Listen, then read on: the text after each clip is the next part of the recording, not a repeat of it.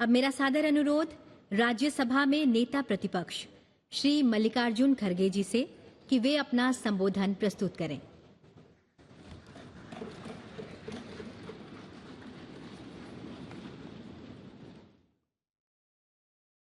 Honorable Vice President of India, Honorable Prime Minister, Honorable Speaker Lok Sabha, Honorable Leader of the Rajya Sabha, Honorable Shri Adiranjan Chaudhary ji, Honorable Minister of Parliamentary Affairs, Honorable Members of Parliament, and all the respected leaders. We have all gathered here today to commemorate the rich legacy of the Parliament of India in this historic Central Hall. When we talk about Indian parliamentary heritage, the hallowed precinct of this Parliament House and the Central Hall, where we have gathered today, hold a very special significance. The Constitution of India is the bedrock of Indian democratic polity. It is in this very Central Hall that the Constituent Assembly held its sittings from 1946 to 1949, spanning a period of 2 years, 11 months, and 17 days. Today, we humbly recall the phenomenal contributions made by Dr. Rajendra Prasad, the first President of India, Pandit Jawaharlal Nehru ji, the first Prime Minister, and architect of modern India, Sardar Vallabhbhai Patel, the first Home Minister of India, and Dr. B.R. Ambedkar, architect of Indian Constitution.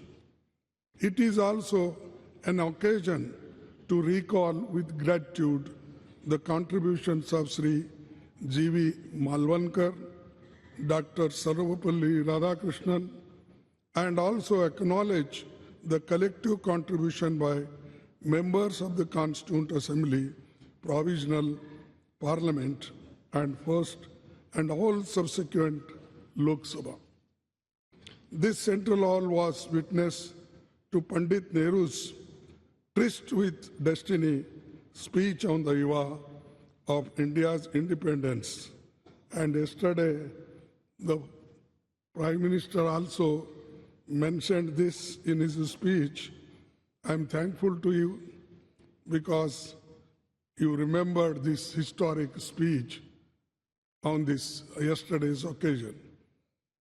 Sir, the India's independence during his speech, the Pandit Nehruji inter alia stated, which I quote, long years ago, we have made a tryst with destiny, and now the time comes when we shall redeem our pledge, not wholly or in full measures, but very substantially.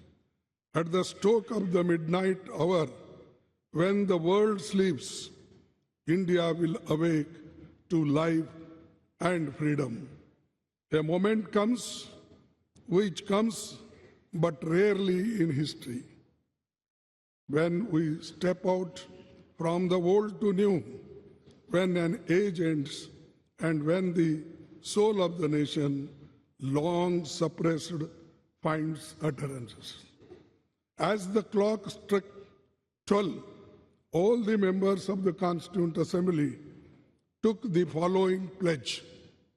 At this solemn moment, when the people of India, through suffering and sacrifices, have secured freedom, I, a member of the Constituent Assembly, do dedicate myself in all humility to the service of India and her people to the end that this ancient land attain her rightful and honored place in the world and make her full and willing contribution to the promotion of the world peace and the welfare of the mankind.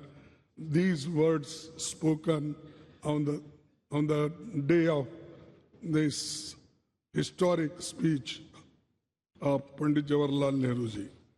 I wish to emphasize at this juncture that this is all due to the collective and dedicated effort by parliamentarians cutting across the party lines over the past 7.5 decades. This rich legacy has formed a strong foundation for India's growth as a powerful democratic nation. Every nook and corner of the Parliament House has witnessed the evolution of our parliamentary democracy over the past 75 years.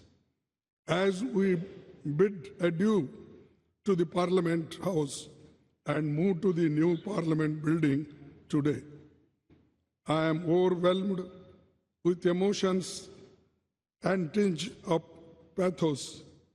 We would, of course, be continuing our parliamentary duties in the new Parliament building, but will miss the Parliament House. The success of the institution lies in the upholding constitutional values and ideals. The idea that institutions are sacrosanct and essential for the success is a fundamental principle in governance and development. We should commit ourselves to adhere to and preserving the constitutional values and parliamentary traditions as the country moves ahead in effectively performing parliamentary duties and in our endeavors for the growth of our nation. To build this country, forgetting our parties, political parties, we should be one to build the nation, to protect the nation, to protect the Constitution, to protect the democracy. This must be our aim. With these words and one quote I will say, no man can be grateful at the cost of his honor. No woman can be grateful at the cost of her chastity. And no nation can be grateful at the cost of its liberty. So, to protect our liberty, to protect our integrity, we must work all together. That is the only way to build the nation. Thank you. Jai Hind. बहुत बहुत धन्यवाद मान्यवर।